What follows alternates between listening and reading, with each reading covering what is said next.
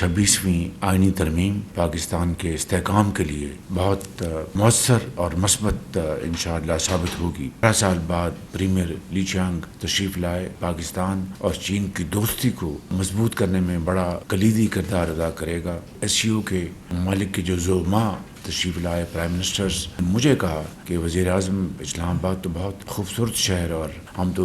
حیران رہ گئے ہیں۔ آپ سب کو جو 26ویں ہماری آئینی ترمیم جو 2/3 سے پارلیمنٹ نے منظور کی ہے، میں اس سب کے لیے آپ کو شکریہ ادا کرنا چاہتا ہوں، اور آپ کو اس حوالے سے میں مبارکباد پیش کرنا چاہتا ہوں کہ یہ یقیناً انشاءاللہ پاکستان کی جو معاشی استحکام اور پاکستان کے عوام کی ترقی، خوشحالی اور سیاسی استحکام کے لیے ایک سنگ میل کی حیثیت رکھتی ہے انشاءاللہ۔ یقیناً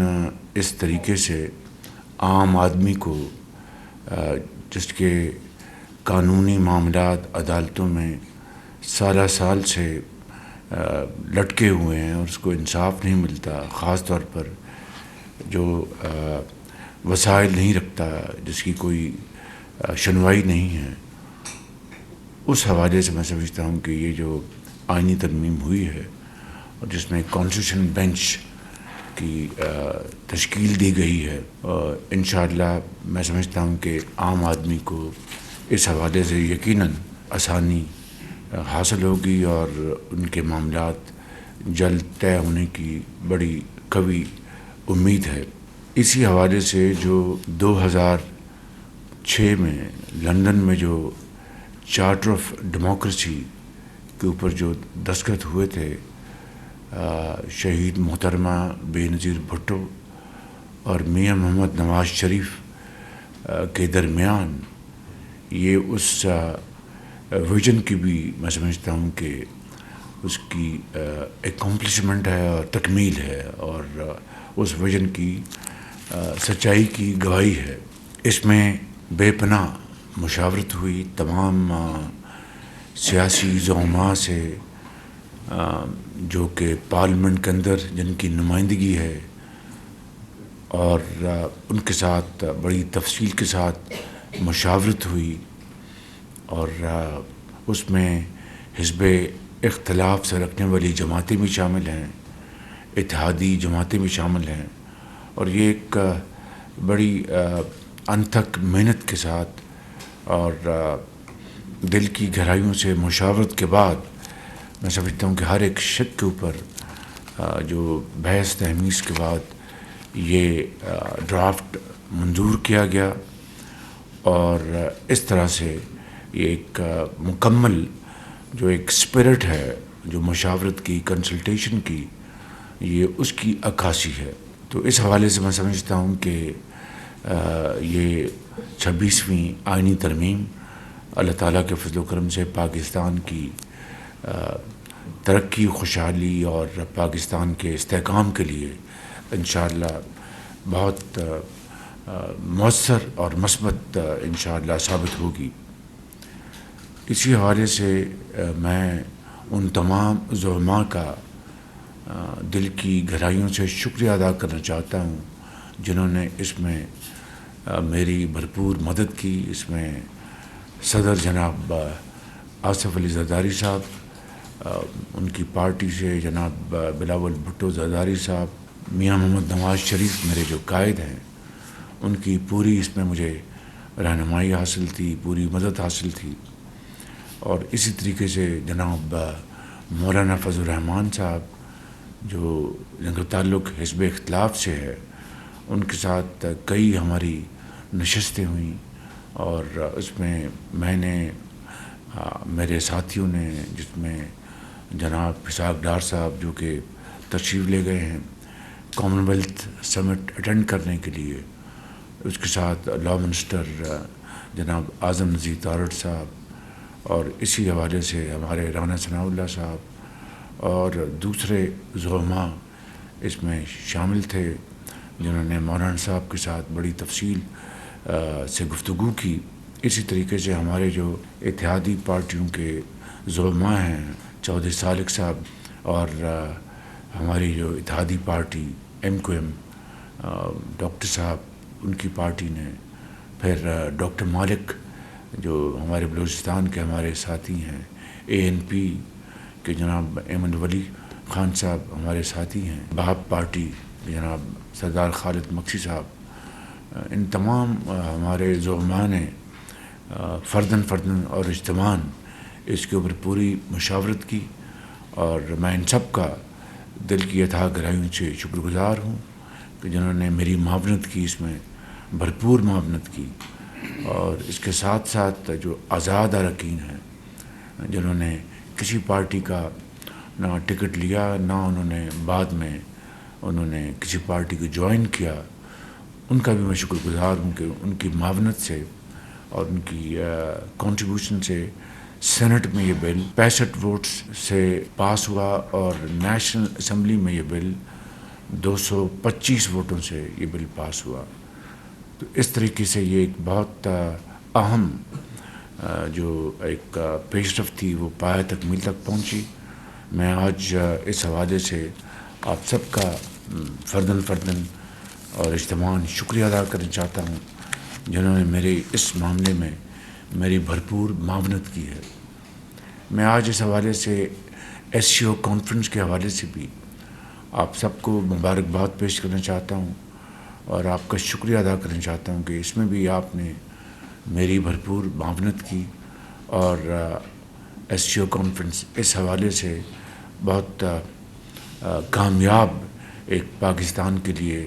کانفرنس ثابت ہوئی۔ اس سے پاکستان کا جو امیج ہے وہ دنیا میں وہ الحمدللہ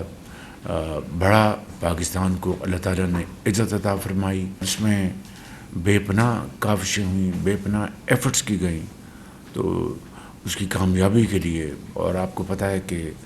ایک سے زیادہ طرح کے چیلنجز اس میں تھے، جس میں سب سے بڑا چیلنج تو ٹیررزم اور سیکورٹی کا تھا،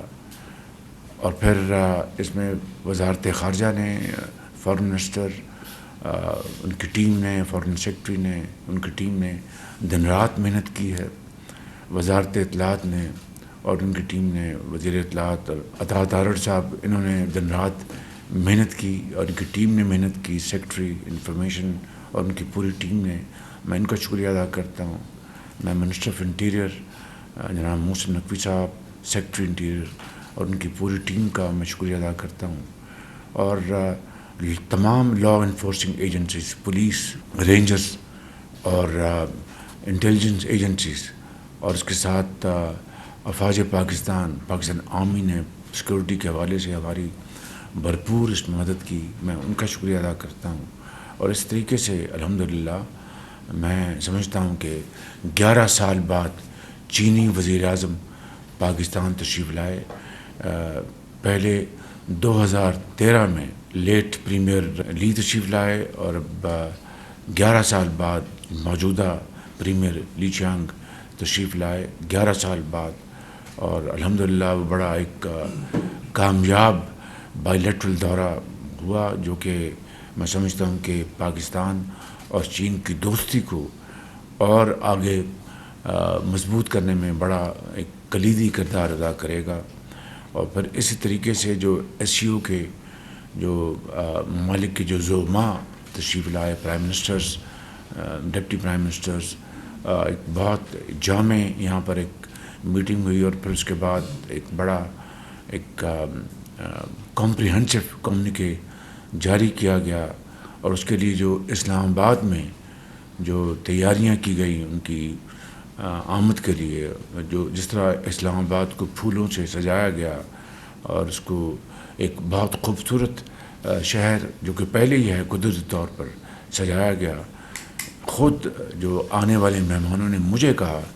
کہ وزیر اعظم اسلام آباد تو بہت خوبصورت شہر، اور ہم تو حیران رہ گئے ہیں۔ اس میں خود چینی وزیر اعظم نے مجھے کہا، اور روس کے وزیر اعظم نے مجھے کہا، اور دوسرے زعماء نے۔ تو میں CDA کے چیئرمین علی رندھاوا، جو کہ بڑے اکمپلشڈ ایک بیوروکریٹ بن چکے ہیں، ان کی محنت کو، ان کی ٹیم کی محنت کو داد دیتا ہوں، اور انہوں نے بہترین کام کیا، اور میں پرائم منسٹر آفس کی ٹیم کو شکریہ ادا کرتا ہوں، چیمہ صاحب کا، سیکرٹری اسد گیلانی اور پورے درجہ بدرجہ تمام افسران کا، ان کا شکریہ ادا کرتا ہوں، اور آپ سب کا، وزراء کا، جنہوں نے بھی اس میں حصہ لیا، میں بہت آپ سب کا شکر گزار ہوں۔ اور امید کی جانی چاہیے کہ اب انشاءاللہ پاکستان کی جو معاشی ترقی ہے، جس کے آہستہ آہستہ جس میں بہتری آ رہی ہے،